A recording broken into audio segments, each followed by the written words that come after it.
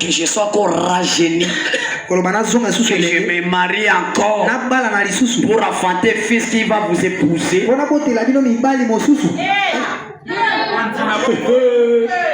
Orbadi. Maman, toi tu as raison. Que Dieu soit avec toi. Moi je rate.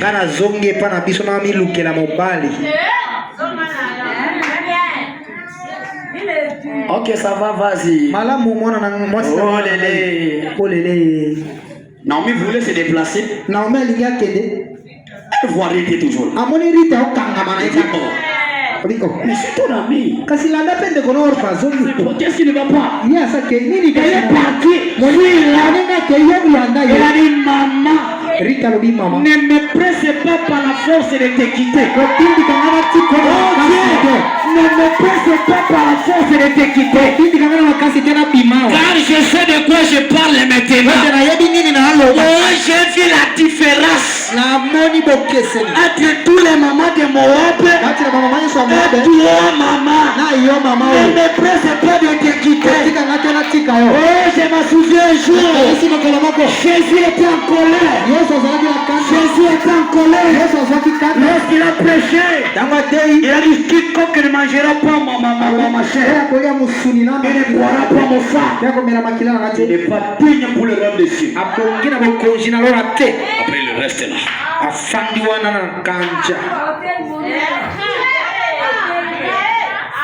Écoutez les juifs. Voyez-vous, espèce de sorcier. On me disait que c'est lui ne va pas les suivre.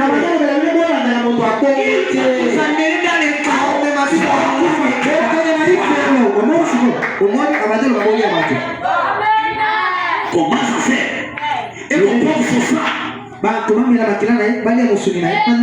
Qu'est-ce que Moïse nous a dit d'abord? Vous et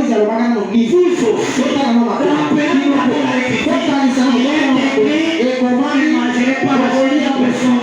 Vous ne mangez pas ça. Moi je parle. Les gens commencent à partir. Voilà. Hein? Frère Branham me dit, ça peut même arriver que Dieu envoie les secousses dans son église jusqu'à ce qu'il voit même les pasteurs de l'église pour tester la foi des gens.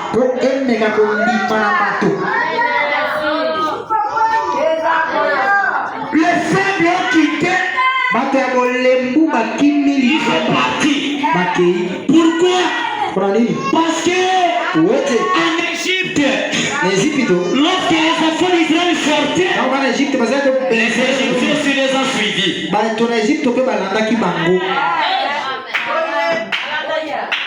Jésus les a découragés.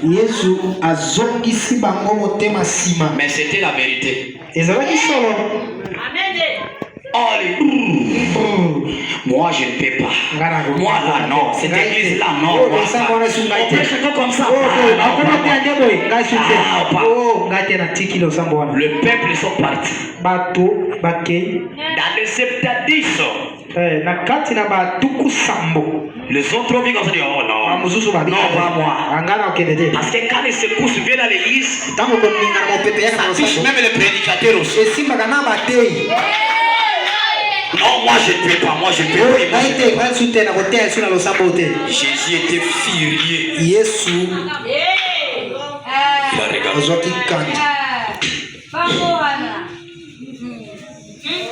Quand il regarde, il cote par les yeux.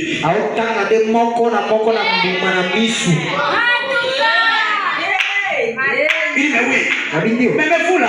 C'est quoi million vous attendez pas.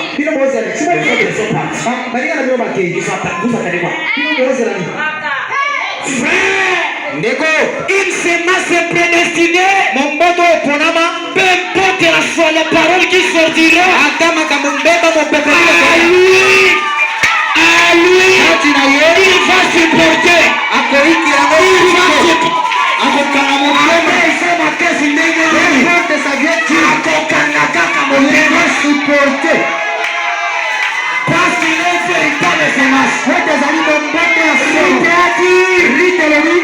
Dieu sera mon Dieu.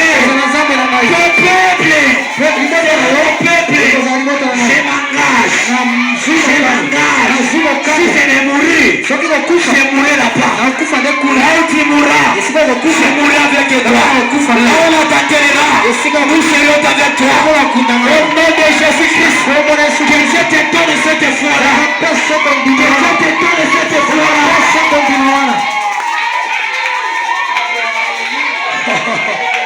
Oh my. Oh, je me sens bien. Écoutez maintenant Pierre. Pierre a regardé. Le maître a déjà parlé. En étant en colère. Il a commencé à vérifier. Chez les pharisiens là, ils vont nous critiquer. Et là-bas, ils n'ont rien. Là où nous étions aussi à Bethanie, rien. Là où nous étions aussi à Rehoboth, rien. Il a dit, maître, si on te suit, ne pensez pas qu'on te suit d'abord encore de l'argent. Parce que tu n'as rien même. Tu n'as même pas aussi la maison. Tu n'as rien. Tu n'as pas l'argent. Mais nous avons vu quelque chose de différent. À toi. Maintenant tu nous dis de te quitter. Dis d'abord. Tu veux que nous te quittions. Pour aller où? À qui irons-nous encore? Nous savons que c'est toi. Toi Jésus. Même si tu m'empouches, même si tu dis n'importe quoi, nous savons que c'est toi. Qui a la vie éternelle. Alléluia. Un véritable brebis. Même si pasteur dit n'importe quoi, lui dira pasteur, tu es toujours mon pasteur. Je ne te quitterai jamais. Je serai toujours avec toi. Peu importe ta manière de parler, peu importe ta colère, je serai toujours avec toi.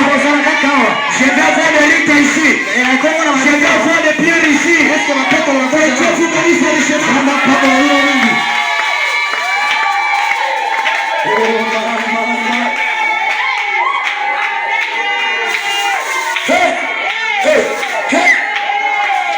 La gloire de Yahweh Elohim se lève ici. Là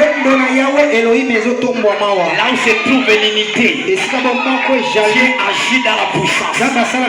Même comme je parle, l'ange du Seigneur est en train de guérir le malade dans les bas là-bas. Depuis tu dis Amen.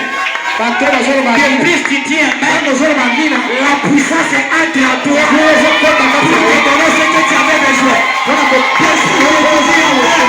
Il y a une puissance de création maintenant.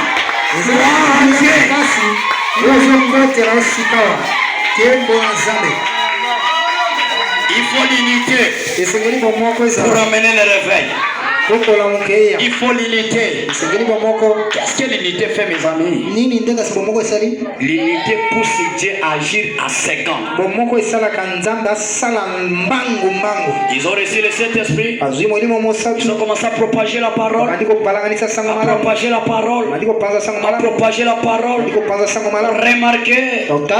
Remarquez. Arrivé quelque part, Hérode a commencé à mettre le croc à jambe. Il a tué Jean. Il a tué Jacques. Il a tué Jacques. Écoutez. Les apôtres. Oh my. Quelle gloire, quelle option. Les apôtres. Lorsqu'ils ont vu qu'on a arrêté Pierre, ils ont dit, oh, on n'a rien fait maintenant. Retournons. On a quelque chose à faire. Ce n'est pas toi. Quand des problèmes arrivent dans ta vie, tu commences à débrouiller des solutions. Je vais faire quoi? Je vais faire ceci. Je vais me débrouiller. Quand je vais me débrouiller, j'aurai ceci, j'aurai cela. Mais roi a arrêté Pierre. Pierre qui était le remplaçant de Jésus-Christ. Il était la tête de l'église. Les apôtres ont dit, oh, on a arrêté notre pasteur. Nous allons encore rester dans notre état là. Ah non, faisons quelque chose. Sont allés dans la maison. Ils ont commencé à dire, Seigneur, ce n'est pas possible. Trop c'est trop. Ils ont menacé. Non, trop c'est trop. Ça va prendre fin. Ça doit prendre fin. Seigneur, nous voulons voir Pierre ici. Ramène-nous Pierre. Ramène-nous Pierre. Ils étaient montés le matin. Ils ont monté le matin pour prier. Ramène-nous Pierre. Ramène-nous Pierre. Arrivé à 15h, arrivé à 20h, ramène-nous Pierre. À la prière de minuit, il priait toujours. Seigneur, Seigneur, Seigneur, Seigneur. Arrivé à 4h du matin, Dieu était secoué par la prière. Je vais dire à quelqu'un qui m'attend, la prière d'un homme juste secoue le trône de Dieu. S'il y a 4 personnes ici qui sont sincères, s'ils commencent à prier, Dieu va marquer la paix. Ils vont répondre à ce corps. Ils vont prier. Ils ont prié. Mais Pierre avait Dieu. Il avait Dieu en lui. Sous forme du Saint-Esprit. Mais comment le Saint-Esprit ne pouvait pas le délivrer? Pourquoi? Parce que le Saint-Esprit ne délivre pas le corps. Le Saint-Esprit sauve seulement l'âme. L'âme. Tu peux avoir le Saint-Esprit et être pauvre. Tu peux avoir le Saint-Esprit et en étant malade. Il avait fallu la forme que Dieu avait dit. Je serai avec vous. Mais en vous. Dieu maintenant Pierre. Dieu maintenant Pierre. Maintenant le cas de Pierre est lié. Il faut la promesse la plus accomplie. À 4h du matin, l'ange du Seigneur est descendu. Il est entré dans la prison. Il a dit, oh, j'ai maté la paix. J'ai maté la paix à cause de toi. Réveille-toi. Lorsqu'il s'est réveillé, la Bible dit, les chaînes est brisées. Les chaînes étaient brisées. Les chaînes étaient brisées. Je vais dire à quelqu'un qui m'entend maintenant, l'ange du Seigneur est en train de briser les chaînes du Seigneur. L'ange du Seigneur est en train de briser les malédictions. Les malédictions héréditaires. Les maladies héréditaires. C'est des protocoles. C'est le Saint-Esprit. L'ange. L'ange est descendu. Il a dit, oh, je suis mal à l'aise. Pierre, lève-toi. Pierre, lève-toi. Mets ta sandale. Mets tes vêtements. Fouille-moi. Écoutez-moi très attentivement. Frère Branham me dit, devant Pierre, il y avait des portes que Pierre ne pouvait pas ouvrir. L'ange pouvait dire, et chaque don spirituel serait dans l'église à l'heure qui suit là. là. Si l'église pouvait être dans l'unité, ce n'est pas les gens d'aujourd'hui. On organise les réunions de réveil. Les autres ne sont pas là. Ils sont dans leurs occupations. Mais ces huissiers qui sont là, qu'est-ce qu'ils font là-bas? Les huissiers ont le droit d'écouter la parole. Appelez-moi ces gens qui sont là sous l'arbre. Appelez-moi les gens qui sont là sous l'arbre. Moi, quand je suis au lieu de la chair, je suis diacre. Je servais partout. L'église doit être dans l'unité. Pour avoir le réveil, il faut l'unité. Il faut l'unité. Qu'est-ce que le réveil? Le réveil, c'est la sanctification. Le réveil, c'est une personne. Une personne qui se sanctifie. Une personne qui se consacre. Une personne qui se remet à Dieu. Alléluia. Amen. Si Bethléem tabernacle pouvait être dans l'unité, un grand réveil aurait secoué ses contrées. Aurait secoué ses contrées. C'est pourquoi la Bible dit Josué et Caleb ne pouvaient pas laisser Moïse parce qu'il était vieux. Il n'avait plus la force. Il avait fallu qu'il soutienne ça. Loïl n'est plus jeune comme il était auparavant.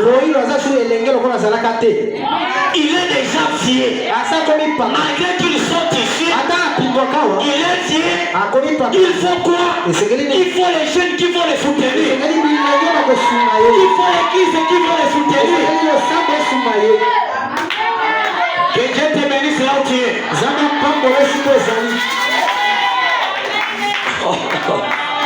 Et chaque don spirituel, c'est dans l'église à l'heure qui suit. Le signe et les prodiges qui étaient accomplis par les apôtres seraient une petite chose.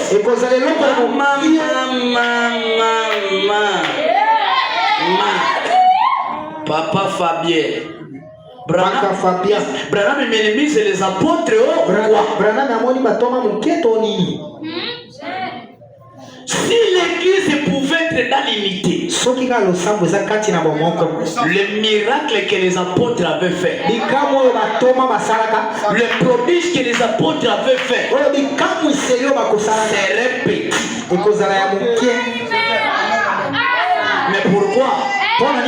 Parce que nous avons attendu la voix du Saint-Tonnerre. Après que j'aurais quitté la scène,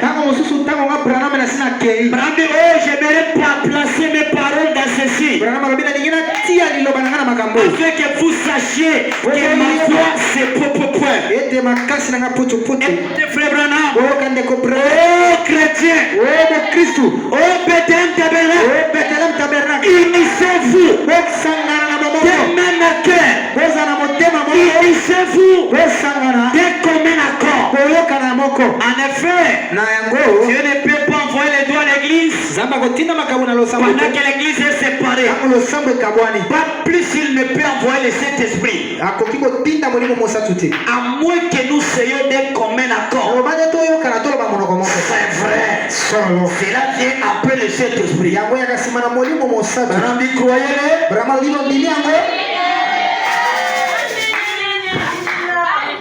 Initiez-vous Bethléem tabernacle. Vous êtes la parole. Faites chair. Bethléem, c'est la parole. Bethléem, c'est la maison de paix de Dieu. Et là où se trouve la maison de paix de Dieu, il n'y a pas de carence de paix. Mais un moment, le Père avait marqué à Bethléem. Lorsque le Père marqué à Bethléem, Naomi a regardé. Oh, comme ça ne tient pas. Ils ont quitté Bethléem. Ils sont partis. C'est comme d'autres frères ici. Ils priaient ici. Après, ils ont quitté ici pour aller quelque part. Moi, je pas avec vous ici. Je ne vous connais même pas. C'est que Dieu me dit de dire ça. Les autres étaient ici. Mais à cause de leur vision floue, ils ont quitté ici pour aller là où ils ne s'étaient pas même l'endroit.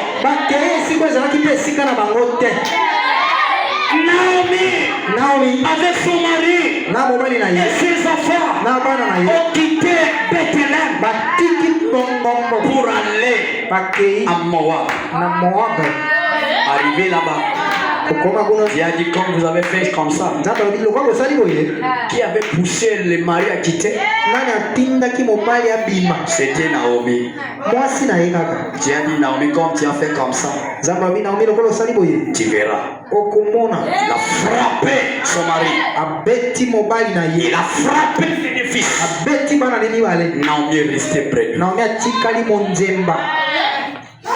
Après, il va écouter quelqu'un qui lui dit Naomi, tu es ici. Le père vient déjà de tomber à Bethléem. Il a dit oh, si c'est comme ça, je rentrerai dans mon pays. Je rentrerai dans mon pays. Mais je sais que on avait déjà vendu nos parcelles et toutes nos propriétés déjà mais je vais y aller. Il s'est préparé pour aller là-bas. Père, ils sont venus. Ils ont dit belle-mère, nous irons avec toi. Nous irons avec toi. Écoutez la parole de découragement. Mes belles filles, je dis merci. Parce que vous étiez bien vers moi. Les filles vraiment respectueuses. Vous m'avez supporté.